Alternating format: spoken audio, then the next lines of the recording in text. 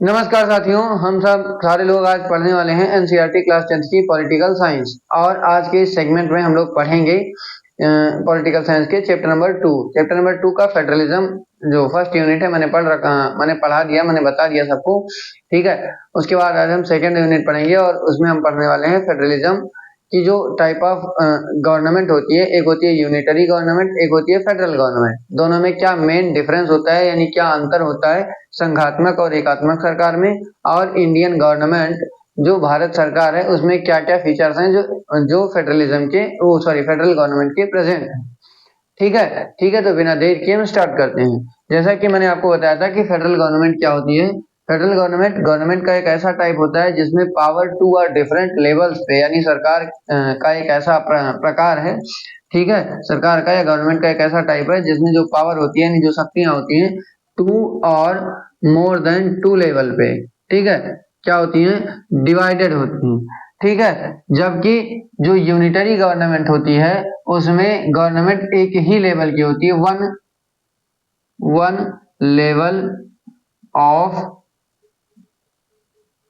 Government. और अगर यहाँ पे दो लेवल की गवर्नमेंट है या दो से ज्यादा लेवल की गवर्नमेंट है तो यूजुअली यहाँ पे मतलब जो मोस्ट ऑफ द केसेस की बात की जाए तो यहाँ पे दो ही टाइप की गवर्नमेंट होती है। और ये दो होती हैं, एक होती है स्टेट गवर्नमेंट, एक होती है सेंट्रल गवर्नमेंट। मतलब एक होती है राज्य सरकार और दूसरी होती है केंद्र सरकार। ठीक है, जबकि यहाँ पे केवल एक ही लेवल की गवर्नमेंट होती है। ठीक, और उसके अलावा जो स्टेट और सेंट्रल लेवल की गवर्नमेंट होती हैं इनके ये अपनी पावर के लिए यानी अपनी अथॉरिटी और अपने प्रशासन अपनी शक्तियों के लिए एक दूसरे पे डिपेंडेंट नहीं होते, मतलब ये इंडिपेंडेंट होते हैं, इंडिपेंडेंट।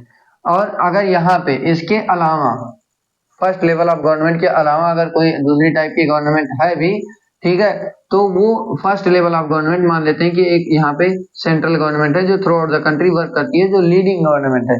ठीक है, अब अगर इसके अलावा भी कोई गवर्नमेंट प्रेजेंट है, मान लीजिए कि यहाँ पे स्टेट गवर्नमेंट प्रेजेंट है ना, तो इसमें ये होगा कि सेंट्रल गवर्नमेंट के अंडर काम करेगी स्टेट गवर्नमेंट, यानी कि the another level of government would be subordinated under the main government.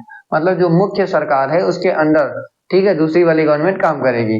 जबकि यहाँ पे जो है स्टेट गवर्नमेंट और सेंट्रल गवर्नमेंट दोनों एक दूसरे के टोटली इंडिपेंडेंट होते हैं, मतलब एक दूसरे के अंदर कोई काम नहीं करता। उसके अलावा क्या होता है, जो फेडरल गवर्नमेंट होती है, जो फेडरल स्ट्रक्चर ऑफ गवर्नमेंट होता है उसमें कॉन्स्टिट्यूशन यानी संविधान, कॉन्स्टिट्यूशन में क्लियर मेंशन होता है कि कौन कितनी पावर का एंजॉय करेगा, मतलब किसकी क्या पावर होगी। ठीक है, जबकि यहाँ पे ऐसा बहुत कम मिलता है। दूसरी बात यह है कि यहाँ पे जो फेडरल स्ट्रक्चर होती है गवर्नमेंट की उसमें ये होता है कि जो अकेले मतलब जैसे दो लेवल की गवर्नमेंट है तो इन दोनों को चला कौन रहा है, कॉन्स्टिट्यूशन। तो दोनों में से अगर कोई एक चाहे तो कॉन्स्टिट्यूशन को अकेले यानी यूनिनिमसली चेंज नहीं कर सकता।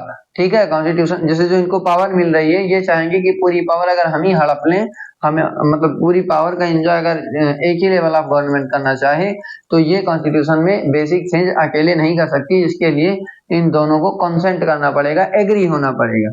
ठीक है, उसके बाद कॉन्स्टिट्यूशन की मैंने बताया था कि कॉन्स्टिट्यूशन की इंटरप्रिटेशन की यानी व्याख्या करने का अधिकार किसके पास होगा, कोर्ट के पास होगा, यानी कोर्ट अंपायर के रोल में होगी। ठीक है, जबकि यहाँ पे केवल एक लेवल ऑफ गवर्नमेंट होगा। ठीक, अगर दूसरी लेवल ऑफ गवर्नमेंट है भी तो क्या होगा, वो फर्स्ट के सबऑर्डिनेट काम करेगी, यानी जो टॉप लेवल की अथॉरिटी होगी, ठीक है, उसके अंदर लोअर लेवल की अथॉरिटीज काम करेंगी। ठीक है, अब हम देखते हैं कि फेडरेशन कितने टाइप के होते हैं, यानी कंट्रीज कितने टाइप के होते हैं, यानी जो फेडरल स्ट्रक्चर ऑफ गवर्नमेंट होता है, ठीक, जो जिस जगह पे रूल कर रहा है वो काम कर रहा होता है उसको हम फेडरेशन बोलते हैं। और फेडरेशन कितने टाइप का होता है, फेडरेशन यूजुअली दो टाइप का होता है। एक होता है coming together federation, federation federation ये होता है कमिंग टुगेदर,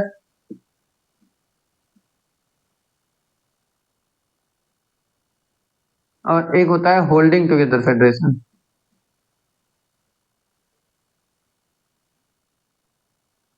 ठीक, कमिंग टुगेदर फेडरेशन में ये होता है कि बहुत छोटे छोटे कई सारे स्टेट एक साथ आते हैं और मर्ज करके एक बड़ी सी कंट्री बना देते हैं। लेकिन इसमें कंडीशन ये होती है कि जो छोटे छोटे स्टेट्स होते हैं इनके पास अपनी सॉवरेनिटी यानी अपने खुद के डिसीजन मेकिंग का अधिकार यानी राइट होता है। जबकि जो होल्डिंग टुगेदर फेडरेशन होता है, इसमें क्या होता है कि छोटे छोटे स्टेट मिलके, ठीक है, एक बड़ी सी कंट्री तो बनाते हैं, लेकिन इनकी अपनी खुद की सॉवरेनिटी नहीं होती, ठीक है। तो होल्डिंग जो टुगेदर फेडरेशन है, इसका एग्जांपल होता है India.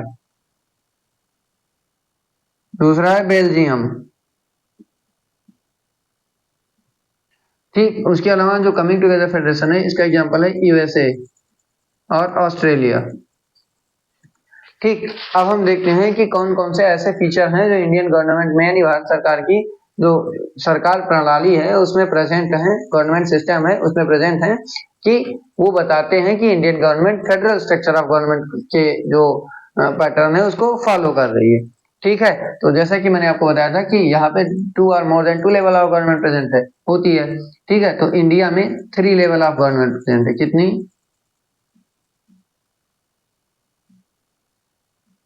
Level of government is, और ये प्रेजेंट इन इंडिया।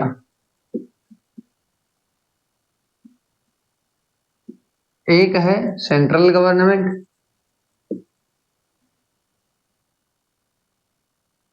दूसरी है स्टेट गवर्नमेंट, और तीसरी है लोकल गवर्नमेंट।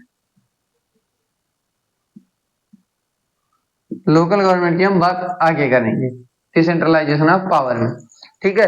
तो जो 3 लेवल ऑफ गवर्नमेंट है, ठीक, वो फेडरल गवर्नमेंट होने की पहली क्राइटेरिया हमने बताई थी कि 2 और more than 2 level of government अगर प्रेजेंट है तो उसको फेडरल गवर्नमेंट बोलते हैं। उसके अलावा जो कॉन्स्टिट्यूशन है यानी जो अपना संविधान है, उसमें क्लियर मेंशन है किसका?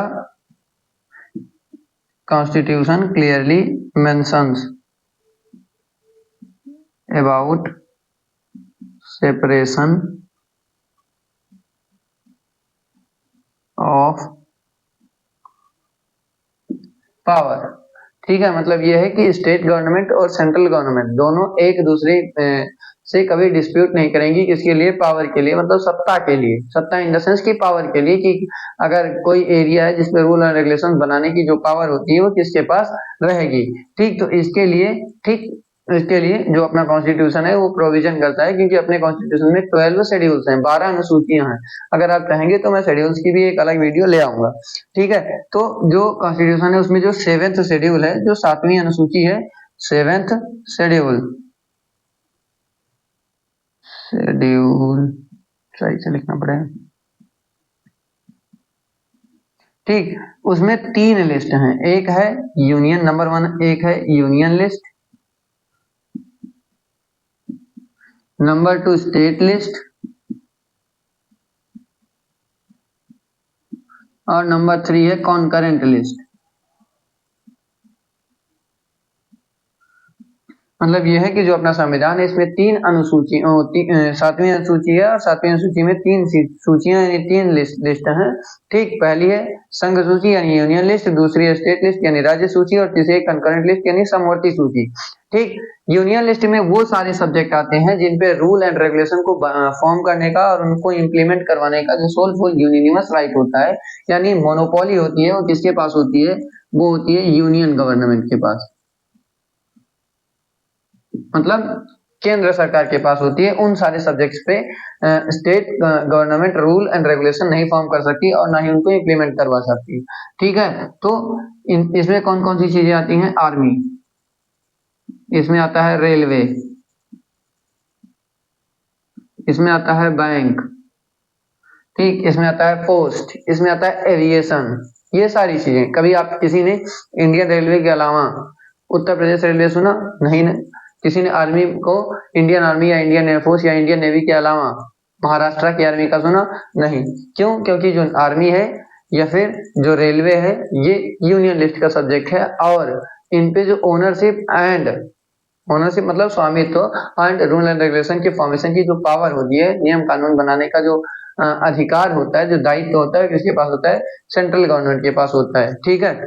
और उसके बाद फिर जो दूसरा टॉपिक है, जो दूसरी लिस्ट है, उसका नाम है स्टेट लिस्ट, और जो स्टेट लिस्ट के सब्जेक्ट होते हैं उन पे रूल एंड रेगुलेशन के फॉर्मेशन की जो पावर होती है वो किसके पास होती है, स्टेट गवर्नमेंट के पास होती है, यानी किसके पास, राज्य सरकार के पास होती है। ठीक, और इसमें आता है, इसमें क्या आता है, पुलिस, जैसे UP police, Bihar police, Haryana police, Rajasthan police, क्योंकि पुलिस जो होती है वो स्टेट लिस्ट का मैटर है। ठीक, उसके अलावा जो कॉन्करेंट लिस्ट है, कॉन्करेंट लिस्ट में ऐसी चीजें आती हैं जिन पे स्टेट भी रूल बना सकता है और सेंट्रल गवर्नमेंट भी रूल रेगुलेशन बना सकती है और उसको इम्प्लीमेंट करवा सकती है।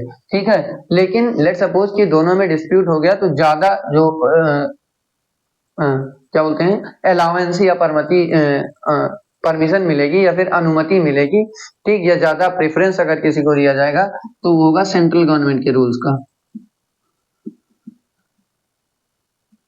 सेंट्रल गवर्नमेंट के रूल्स का। ठीक, लेकिन अगर लेट सपोज कि मान लो कंकरेंट लिस्ट के जो सब्जेक्ट हैं इनका एग्जांपल होता है हेल्थ, हेल्थ के अलावा एजुकेशन यानी शिक्षा और स्वास्थ्य। अब लेट सपोज कि शिक्षा समवर्ती सूची का विषय है, यानी education is a matter of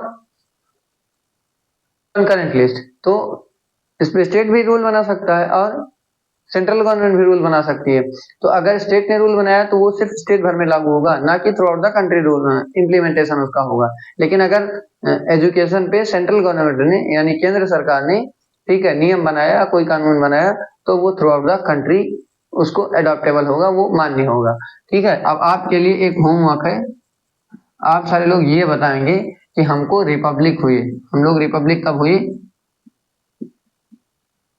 1950 में, यानी 1950 में। तो यानी 1950 में रिपब्लिक होने का मतलब यह है कि हमको कॉन्स्टिट्यूशन, ठीक है, कब मिला, 1950 में। तो जो जो सारी चीजें 1950 के बाद आई, जैसे कंप्यूटर, सॉफ्टवेयर डेवलपमेंट,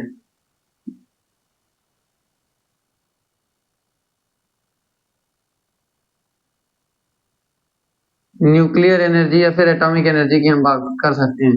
ठीक, तो ये सारी चीजें 1950 के बाद यानी 1950 के बाद एक्सिस्टेंस में यानी अस्तित्व में आई। ठीक, तो हम इन सारी चीजों को कौन सी लिस्ट में रख सकते हैं। ठीक है, तो उम्मीद है कि आप सारे लोगों को यूनियन गवर्नमेंट, सॉरी यूनिटरी और फेडरल गवर्नमेंट में आपको डिफरेंस समझ में आया होगा और आपको ये पता चला होगा कि जो इंडियन गवर्नमेंट है उसमें फेडरलिज्म के क्या क्या फीचर्स हैं। ठीक है, और आप अपना ये होमवर्क कमेंट सेक्शन में करके फिर बताएंगे। ठीक है, ठीक है, कंटेंट रिलेटेड किसी भी इशू के लिए आप कमेंट कर सकते हैं। ठीक है, और अगर आपको ये सीरीज अच्छी लग रही तो आप लाइक भी कर सकते हैं। धन्यवाद।